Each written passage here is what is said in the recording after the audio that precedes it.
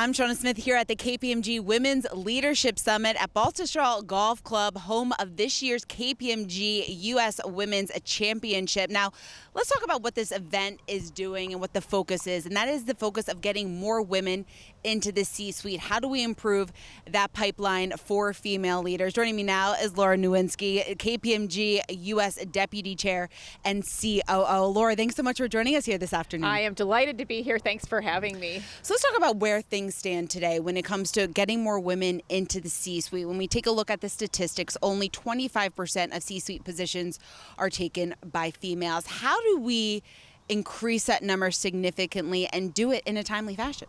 Yeah, the goal, as you just said, of the Women's Leadership Summit that we hold here during Championship Week for the PGA Championship is really all about creating opportunities, frankly, for women in the game of golf and for women in business. And we concentrate on both this week. And our summit today is all about planting seeds, harvesting some seeds, and doing some networking, creating cohorts of women who can support each other on that journey to a successful climb through more responsibility into the C-suites of their companies. And the how that we do this is really, it takes a village, right? It takes people who are mentors and sponsors.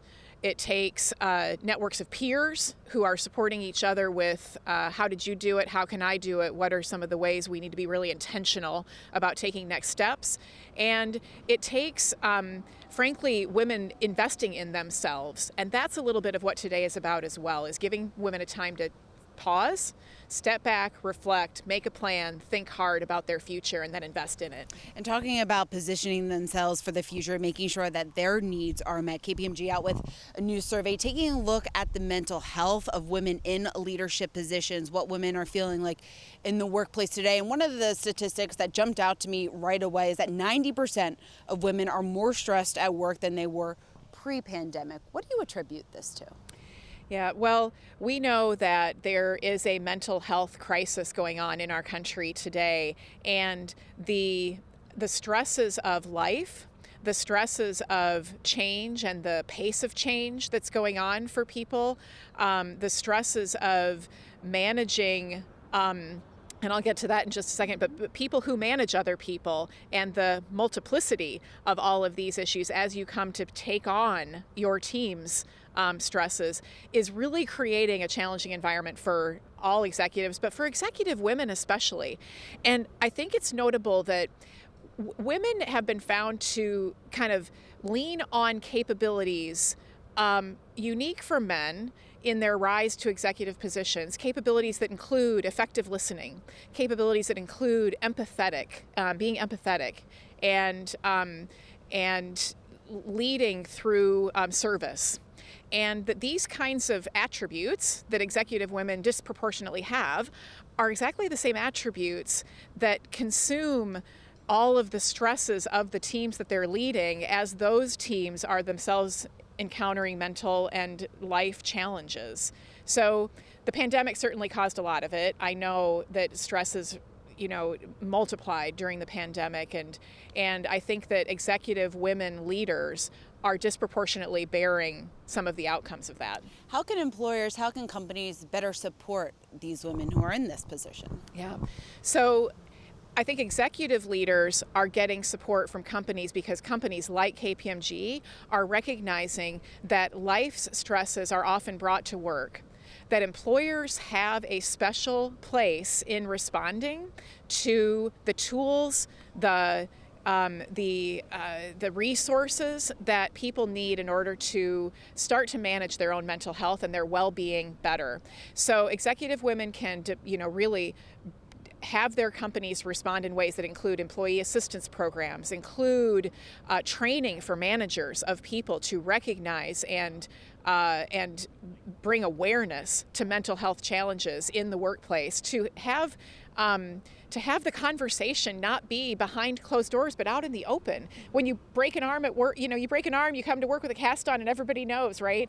When you're needing help with a mental health challenge, it should not be something that you have to hide from, but something that you can bring with you. Laura, there's lots of buzz around generative AI, how it's going to disrupt industries, disrupt jobs. How do you think employers, managers can use generative AI to address some of these mental health concerns? Yeah, I think there's two aspects to that. There's what kind of stress is Gen AI and technology change creating, and then how can we use Gen AI and all of the capability that's coming to help alleviate stress in the workplace? And both of those are important to recognize. I think that in terms of creating stress, pace of change, new technology, not only changing work but changing life, as you know, and changing it at a pace that folks weren't even talking about this 6, 7, 8 months ago, and now here it is front and center kind of every day. We're talking about it. But the way that I think data and analytics, generative AI, natural language, artificial intelligence is going to enhance people's experience with their work world can really start to alleviate stress, as you said. How can we find a path to that? I really believe it's through not doing to employees, but allowing employees to really experiment, to innovate, to provide a base of training about the how and the why in the capability of using generative AI in their work every day. And I really think that employees will be finding ways to relieve their own spiky demands at work through the use of new technologies, including generative AI.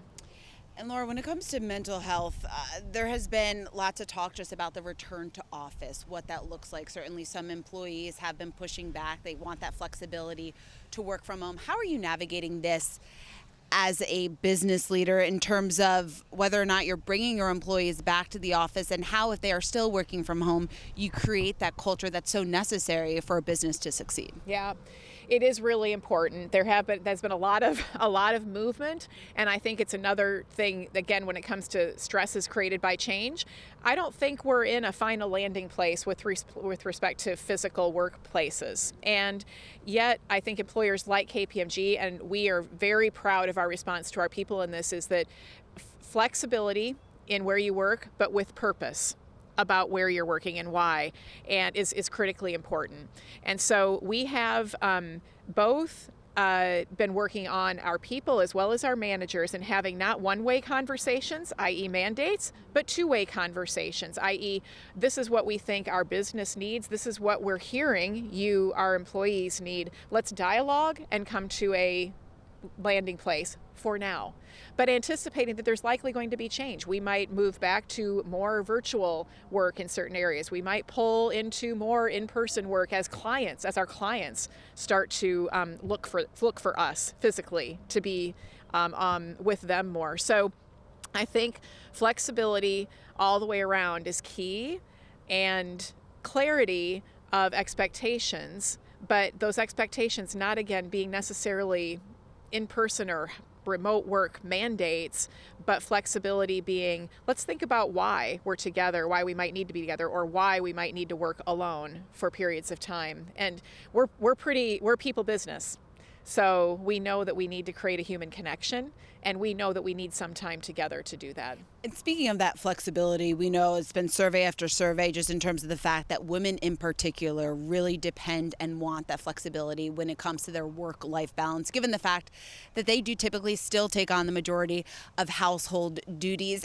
How big of a catalyst do you see that flexibility that you were just talking about, being to getting more women eventually to those C-suite positions? Yeah, I think it's absolutely critical, because we can create career journeys that have unbelievable experiences for women on their way to the C-suite, but do it in a way that also allows room to be in the other roles that women are often in, roles of caregiver, roles of household manager, and so it's really important to be able to blend now today.